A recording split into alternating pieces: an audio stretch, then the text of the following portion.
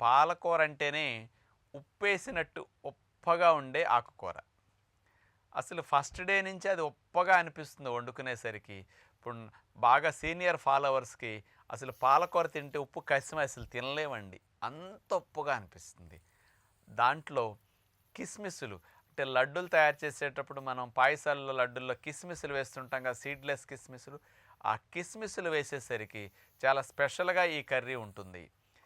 వెల్లుల్లిపాయ ముక్కల్ని చిన్నగా కట్ చేసి వేస్తారు ఇందులో స్పెషల్‌గా.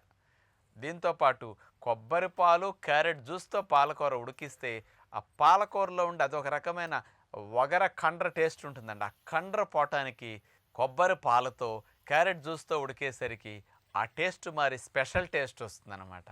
మరి ఈ రకమైన కర్రీని మీరు కొత్తలో ఉప్పు లేని ఆహారం మొదలుపెట్టేటప్పుడు వారానికి రోజు ఇట్లాంటివి చేసుకొని పక్కన పెట్టుకొని, ఇంకో కూర బాగోపోయినా ఈ కూరనంచుకొని